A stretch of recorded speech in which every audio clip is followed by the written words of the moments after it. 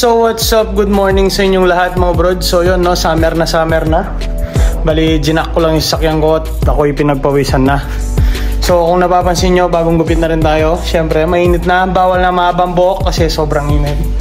So ngayon, ongoing pa rin yung paggawa natin dito sa aking sasakyan.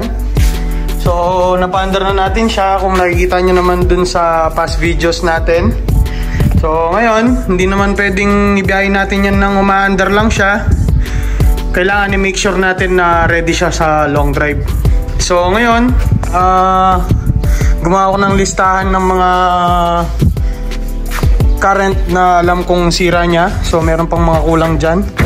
Bali, meron pa akong di nalilista. So i-condition natin yung wheel suspension niya sa harap, yung mga preno niya. Papalit tayo ng gear oil. Tapos yung sa mga leaks, ayan, ang lakas niya magtagas ng kung ano-ano dyan. Tapos yung handbrake na nakataas na pero naikot mo pa rin yung gulong. So isa rin yan sa gagawin natin. Tapos yung window regulator niya, ito explain ko na lang yan sa susunod pang mga video. Tapos yung side mirror. So sa mga nakakita nito sa mga post ko, nakikita nyo na wala siyang side mirror ngayon. So nandun siya sa may listahan natin. Ayusin din natin yan. Then next sa listahan natin is yung speedometer na hindi umaandar. Tapos yung dashboard niya papalitan natin since nagka-crack na yung existing dashboard niya ngayon. So ito yung pampalit natin. Ito yung hinanting ko na pyesa sa Nueva Ecija noon before natin i-start yung project ko dito sa sakyan na to. So sa seats, yan, tsaka ako na-explain yan. Air conditioning kasi as of now medyo mapakla yung lamig ng aircon ng ating sasakyan, lalo na wala tayong tint, so medyo hirap siya sumabay sa init. Tapos yung mga fog light natin, syempre dati yan umaandar dun sa kabilang kotse pero dito hindi pa natin siya nalilinyahan, so ayusin din natin yan. Then next is yung horn. So nung pagandar nito meron naman pero ngayon bigla na lang wala na naman siya. So next natin is thermostat. Lalagyan natin ng thermostat yung kanyang cooling system para operating temp siya lagi.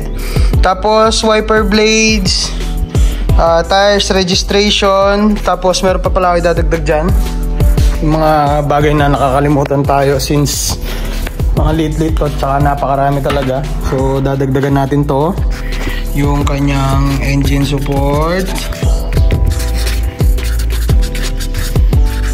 Tapos sa haba pa yan hanggang dito. So tingnan natin kung hanggang saan naabot yung listahan natin to. So umpisa na natin. Bali ang gagawin natin dito is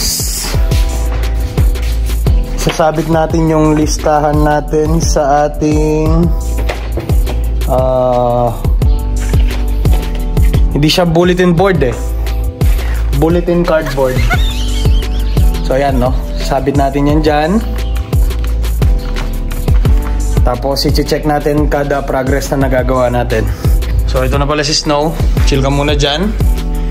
So yan no, bago yung gulong yan boy, mga gulong na diskarte lang natin. So yun no, umpisa na natin. Let's go.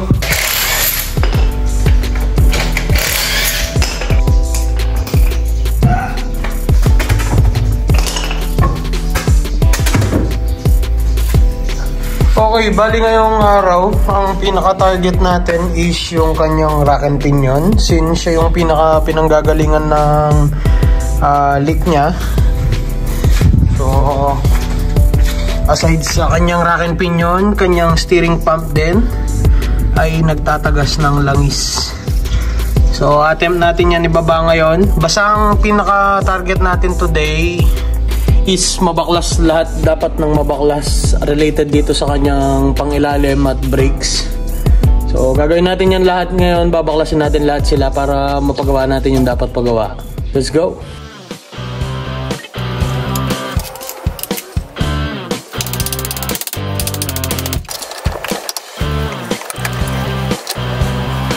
Okay, so yun, no? Bali nababa na natin yung isang side niya. So ngayon, dito naman tayo sa kabila. para matapos na to ng parang ganito. Ayan, no?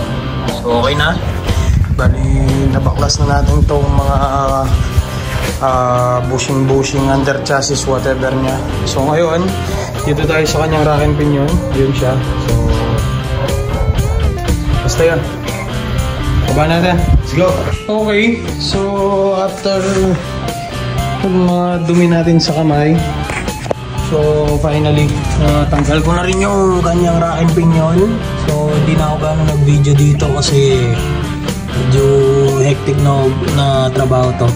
So ibababa ko lang sandali yung rack and pinion niya, then tingnan pa natin kung anong gagawin. Let's go. Yeah.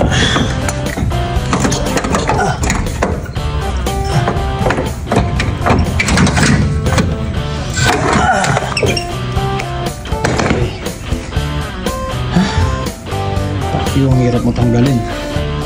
Okay. So, tingnan pa natin, no? Let's go!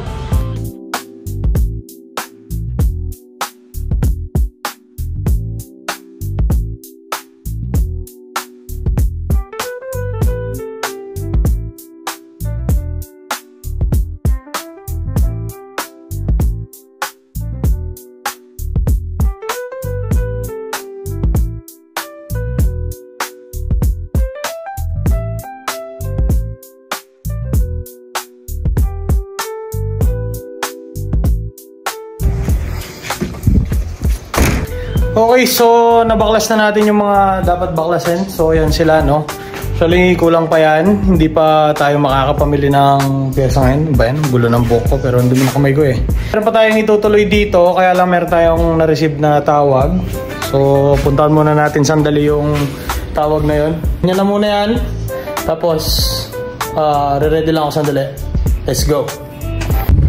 Okay, so what's up mga brod, no? So nagbabalik. So kakatapos lang natin maligo. So may tumawag sa atin. Mag-home service tayo ngayon. So ito mga uncommon na ginagawa. So yun, no? Bali biyahe muna tayo. Tapusin yung gandulo. Sa bagay, mas mabilis naman ang biyahe nyo kaysa sa biyahe ko. Kasi kayo nanonood, ako magdadrive muna. Punta muna tayo doon. Update ko kayo mamaya. Let's go! Okay, so speaking of dun sa pangilalim ni Tudor pala, no? Bali, hinahanap ko pa yung mga iba pa niyang sira. Actually, hindi pa ako tapos magbaklas doon. Punta pa tayo dun sa likuran niya since gagawin din nga natin yung kanyang handbrake. So, babaklasin ko pa yun. Furthermore, hindi ko lang talaga mapahiya tong ginagawa natin to kasi dami tayong mapupulot na aral dito. Okay, so yun, no, kahit pa ulit-ulit, biyahe muna tayo. Let's go!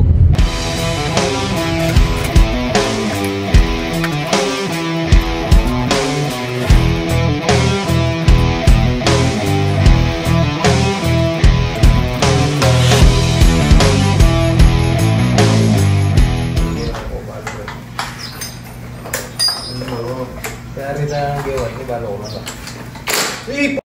Mo-open mo nga na ang pala ko.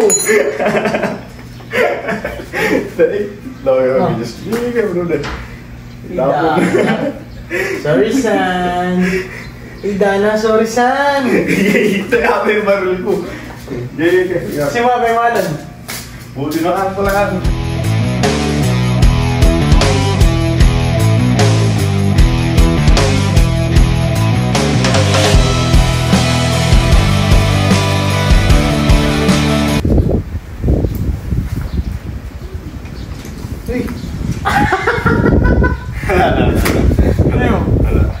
Ay, Dana?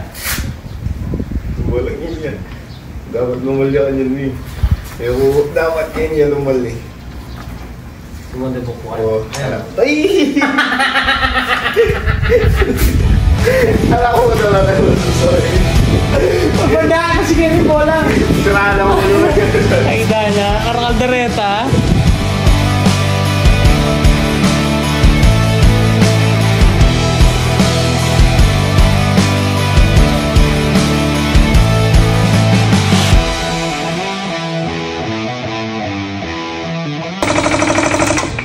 Okay, so yan, no, bali nalinisan na natin yung mga piyesa ng kanyang rack and pinion. So yan, no, bali binibilid lang natin para mula yung kanilang mga moisture pa. So yan, no, ongoing pa rin tayo sa paggawa kay Tudor. So patuyin muna natin to, tapos sibat na tayo. Let's go!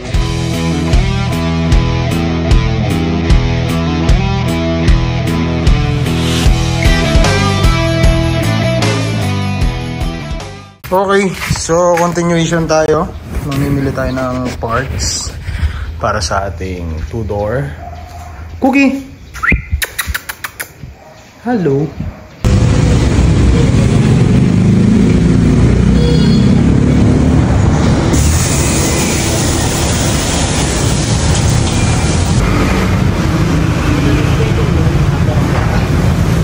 Oh, may 60,000. Sakta yan kayo. Okay, so yun, no, bali nandito na tayo sa bahay. So ito yung ating listahan. Kaya tinawag to na pampainit ng ulo, kasi hanggang dito pa lang tayo. Actually hindi pa to buo, hanggang dito pa lang tayo. Yan. Ito na yung ating nagagastos. So ayan, no, pakyo ka ang gastos mo, kaibigan. So ipit natin to dito, i-track natin kung magkano magagastos natin para ayusin lahat ng to. Let's go! Ibaba na natin yung pinamili natin.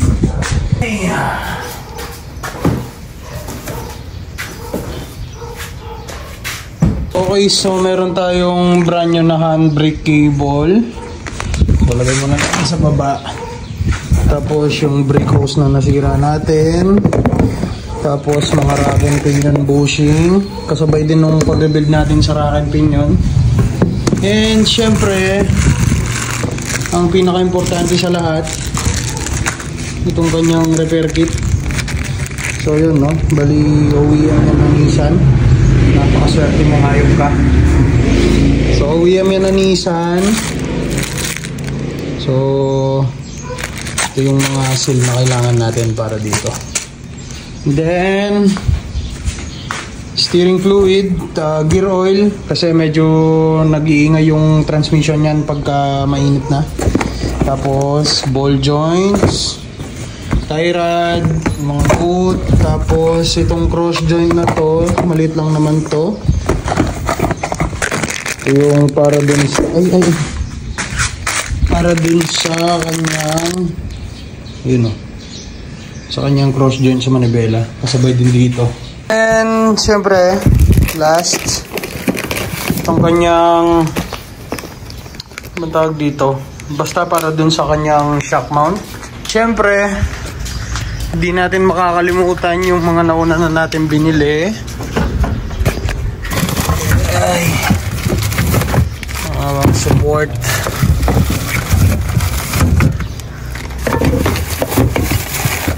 Ang kanyang transmission support. Wait lang, pag sumasamahin natin dito.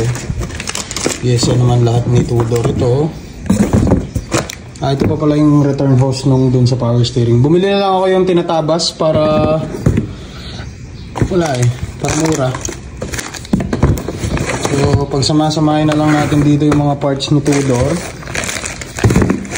Yung transmission support, engine support, tsaka yung engine support din to.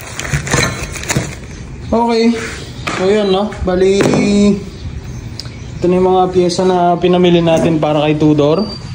So ipapa-rebushing na lang natin to, tapos assemblein natin. Ito pa pala last, yung wheel bearing, nakalimutan ko na. Okay, let's go.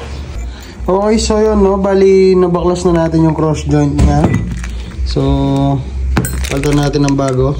Ang cute to, laki pa yung daliri ko. Let's go, salpak ko na. Okay, so nabuo na natin yung kanyang rack and pinion. So mukhang okay naman siya.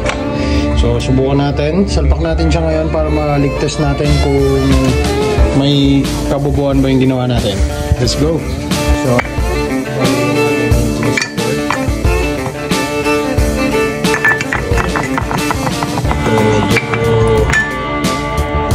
Salpak na natin.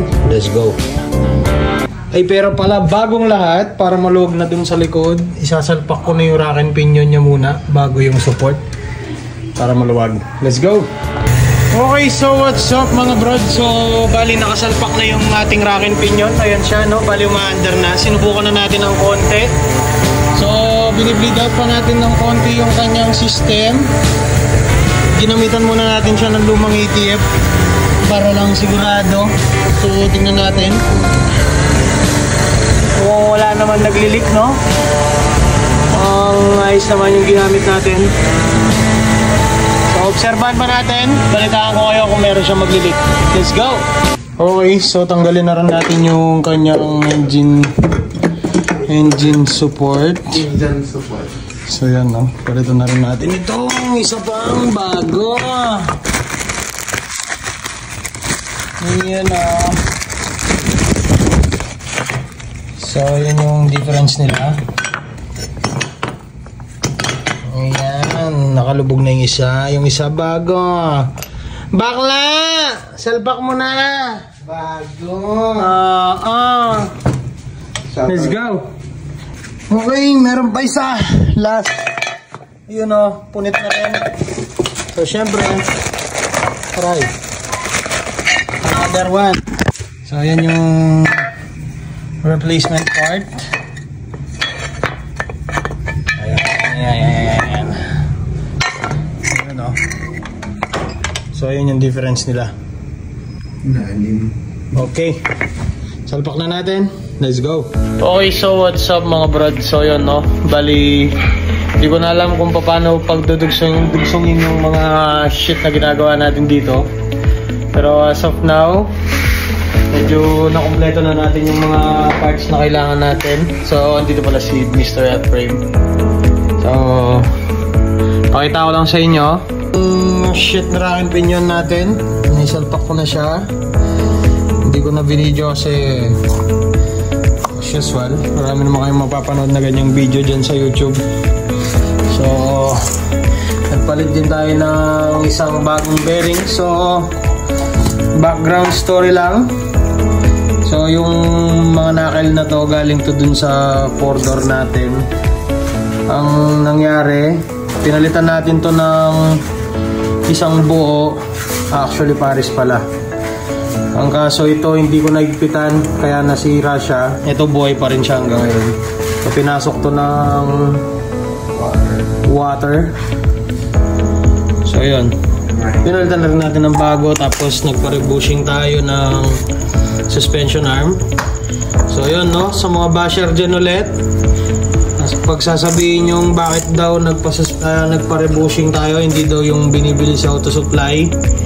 So yung mga nabibili po sa auto supply, may ng mga klase, dalawang guhit lang na nakaganon yung siguro mga 2 linggo lang, balik ka lang pag naulit. So yun, tapos yung brake hose, papalitan natin yung CV joint. Nagpalit din tayo ng bago para sigurado na maayos yung sasakyan natin. Okay, so nagpalit na rin tayo ng 3 bagong engine support pati sa likod. Tapos yung nirepair natin yung cross joint. Tapos, yung rack and pinion natin. So, na-testing na natin yan. So far, wala na siyang tumatagas. So, idadialysis na lang natin siya niyan para mapalitan ng power steering fluid. So, meron pa tayong mga natitirang shit dito. Ano po, Renny? Handbrake cable, gear oil, steering fluids, yung brake hose, ito pala.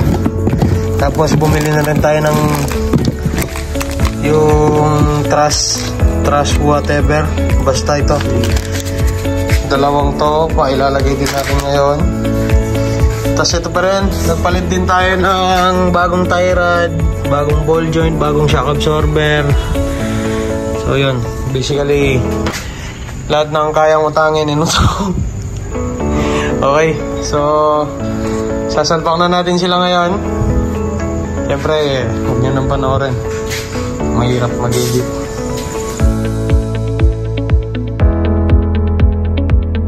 Okay, so dito tayo sa ano.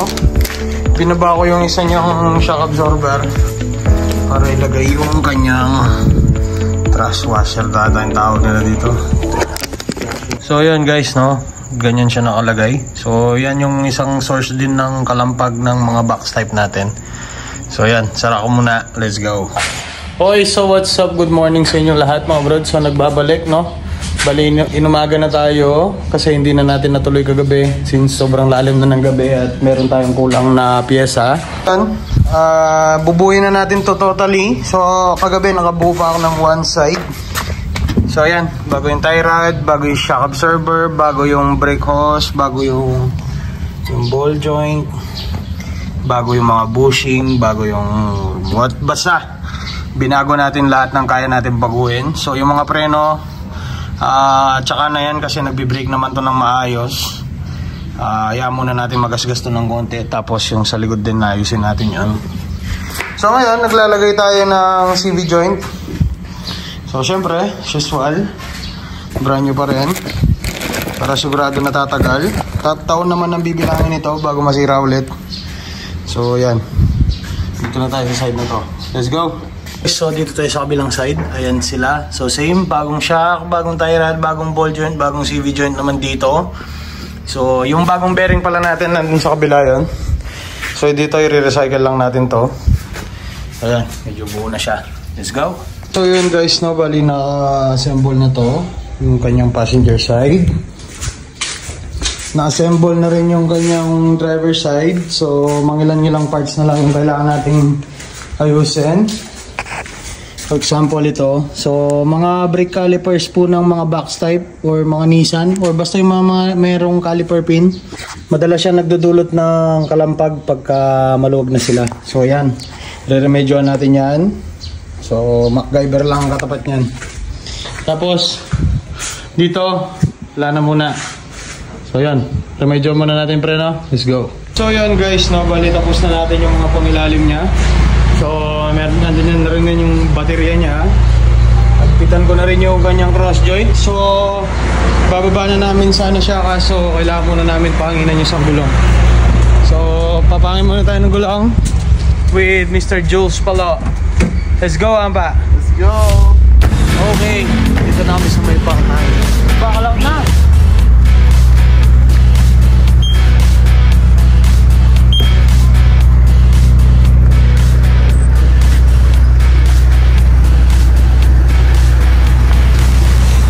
Juice Palaw. Ida na, 7%. 7% battery health. Sisya siya boy. Kuya ba? Bagay.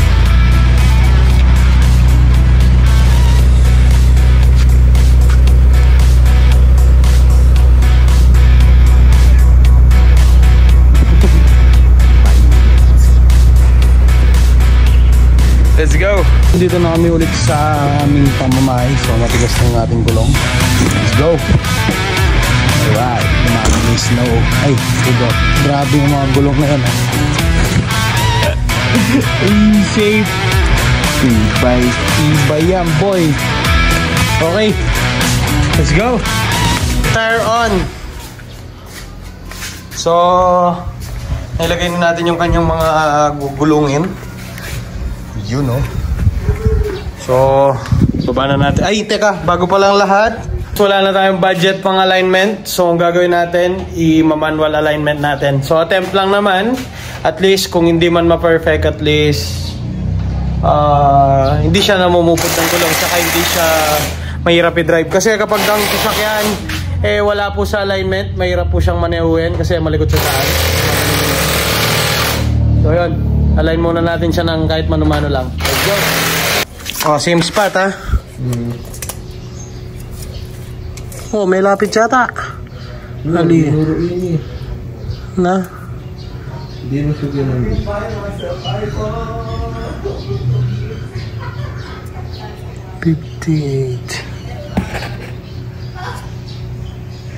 So yun, bali natapos na namin. Ang gagawin ngayon, ibababa na lang.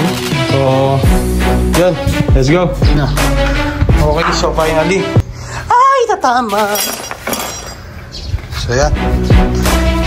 Finally! Bumaba din sa kanyang... Wow. Alright, let's go. Let's go! So rolling na yung ating sasakyan.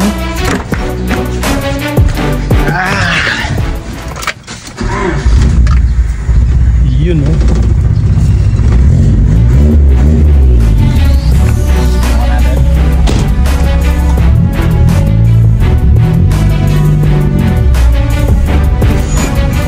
Gago, walang preno.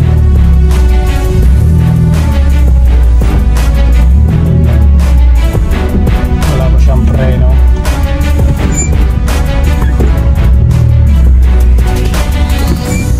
Okay. So first road test. Wala din siyang handbrake. So yan na, first road test. Alright.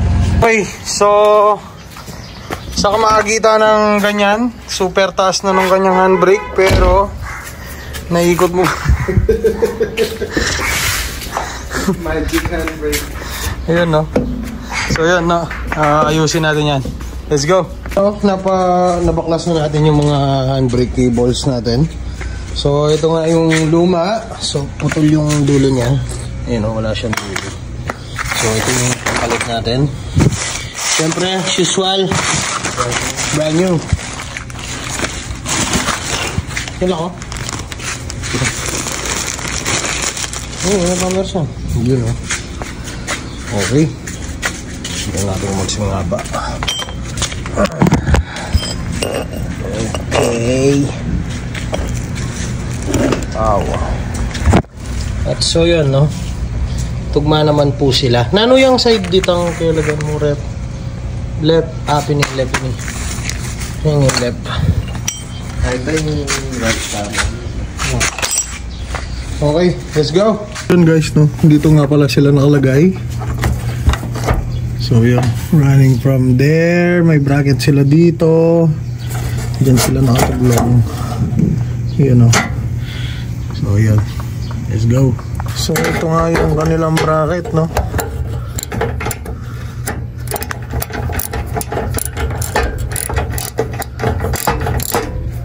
Okay. Pitan na lang. Let's go. So medyo tapos na tayo, no? Pakikaya may frame. Hindi tayo nung kakanaya. Release handbrake. Oh, handbrake. You know. Alright, let's go. So bali ka-under lang na niya. Tapos nasabugan na tayo agad ng gulong. So buti na lang may reserva pa si boss frame. Same la diameter, boy. Oh, very good. Okay, salpak lang muna natin. Tapos tuloy aligaya. Let's go. Alright, sa wakas tapos na rin siya. So lumalakad na siya finally. Okay, let's go. So yun, nababali kanina. Medyo naplatan tayo ng konti. So tinaltan muna natin. Aray, tanid. Tinaltan muna natin ng reserbang gulong. So ngayon, idadialysis na natin yung kanyang power steering. Since sinubukan ko muna lagyan ng ATF na shit. So idadialysis na lang natin para luminis ng gusto. So yun, let's go. Dialysis, let's go. Start.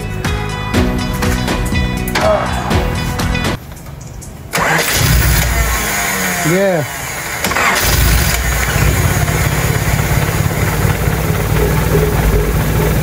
Frame, bukla mo na yung drive frame. Yung STP. Labas. Yeah, bulas. Amo.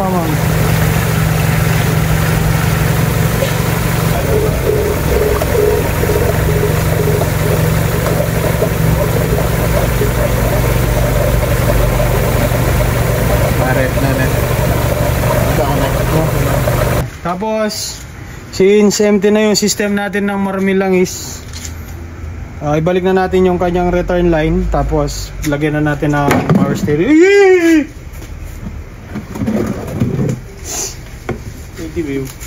Lagyan na natin ng power steering fluid. Buisit.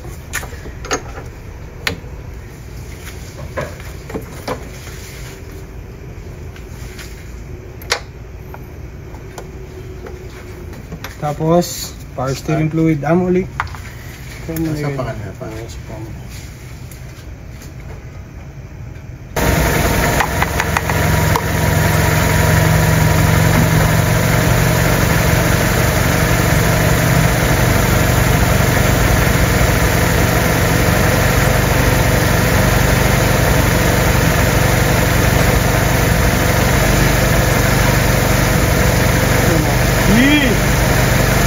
Bawar ba minsan?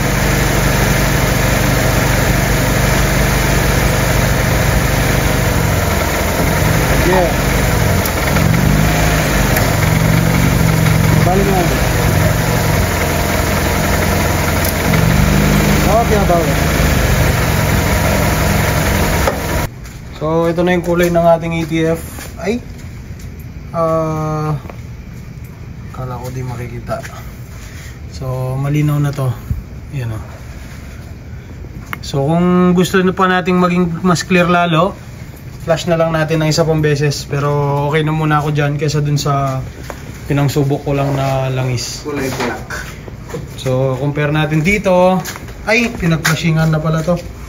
Pero compare pa rin natin. Ayan o. Ayan o. So, yun. Let's go. Okay, so what's up mga brod? Magandang araw sa inyo. So finally, naubos na natin yung mga pyesa na nabili natin. So lahat yan napalitan na natin, nalagyan na natin siya ng gear oil. So ayan, ano pa bang gagawin kung hindi na lang magro-road test? So ayan, no, ganda na ng ano niya. So yun, subukan natin. Okay, so start up tayo. Ay, so for the first time, si Snow naman yung nandyan. Okay. Yun. One click. So hindi ko alam kung anong nangyari dun sa shit na battery na yun. Basta pagka nagkaka-load yung ano niya, na umiilaw. Oo nga pala, hindi ko na kayo na-update. Nalagyan ko na siya ng Momo steering wheel. So sa sobrang saya ko, hindi na ako ganong nakapag-update kasi talagang matagal na akong excited na gamitin tong sasakyan ko na to. So, tingnan nyo naman yung loob. Yan o, may vice grip pa. So far, buo naman yung loob nito. Medyo presentable naman ng konti. Mga minor touches lang na kailangan gawin. So, heat up lang natin. Gawin natin yung mga hands natin. So, ano ba gagawin natin? Kuha tayo ng laundry natin. Tapos, road test lang para malaman natin kung kamusta naman yung performance yung ginawa natin. So while waiting for Ephraim, painitin muna natin yung sasakyan natin. Let's go.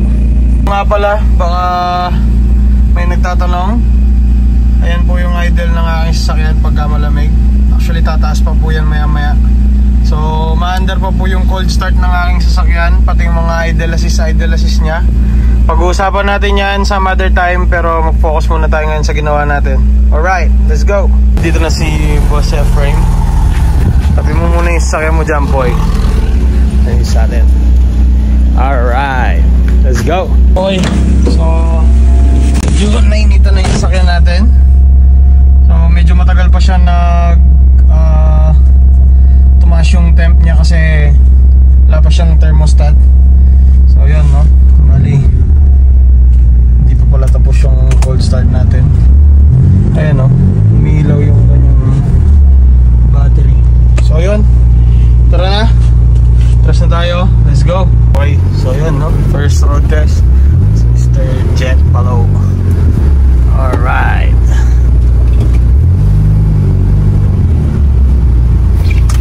Uy, wow.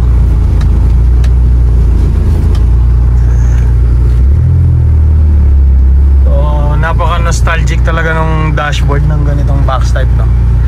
So, as in square lahat sa loob. Alright, let's go. Right, so again with Mr. Ephraim. So yun, no, medyo maganda-ganda na ng konti yung ride ng ating sasakyan. So syempre, bago lahat, papagas muna tayo. Baka magtulak si Mr. Ephraim. So ayun yung inalign natin ng gulong. Di naman siya perfect, pero pwede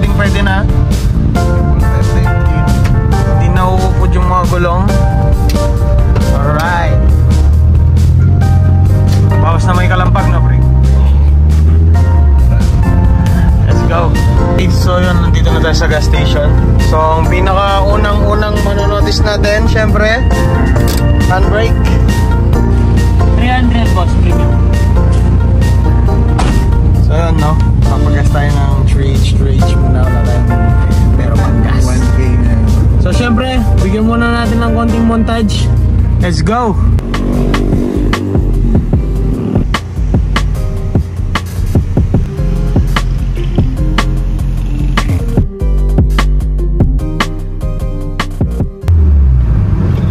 So syempre,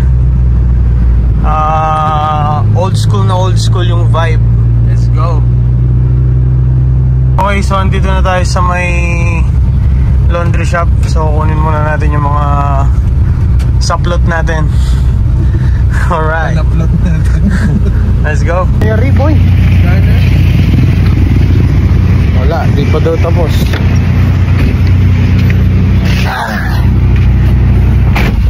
Yan, okay. Let's go. Hindi pa daw tapos yung aking mga saplot. So babalikan na lang natin yun. Sabi niya bukas daw. So yun, no? Bali, bago natin tapusin yung video na to, so syempre tapusin na lang natin ang niro-road test natin yung sasakyan. So nakita nyo naman kung ano yung mga ginawa natin sa kotse natin. So nakita nyo kung ano yung mga nagastos ko, kung magkano yung nagastos ko. Pero to make the long story short, okay na ba yung sasakyan ko? Hindi pa rin. So dami pa. Hindi po yan natatapos. Magastos talaga yung magkaroon ng lumang sasakyan. Ano pa ba yung mga sira natin? So lilista na lang natin yan mamaya. Okay, so bali nakita nyo naman yung mga nagastos ko nung ginagawa natin sa sasakyan. So ganun kalaki yung nagastos ko na, pero it doesn't mean na tapos na yung mga gastusin natin. So nag-uumpisa pa lang po tayo.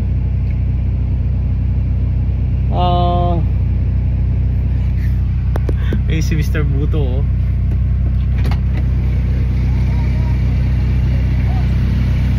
So yun, no, bali pag-usapan natin yung mga matitira pang sakit ng kotse ko. Una sa lahat, ang AC nya. So hindi siya ganong lumalamig, pero may lamig. So siguro nagpapalinis naman na lang, siguro nagpapalinis siya. Tapos yung preno na matigas. So sadly naka-bypass ngayon yung hydrovac niya kasi na sumingaw siya bigla. So hindi namin magamit yung mga sheet niya. Tapos ano pa ba? Alignment, syempre kailangan pa rin natin siyang ipo-computerize bagong lahat. Tapos yung speedometer. Tapos ano pa ba? Basta panoorin nyo na lang yung mga next vlog natin. Interesado kang matuto, wala kang matututunan dito. Let's go!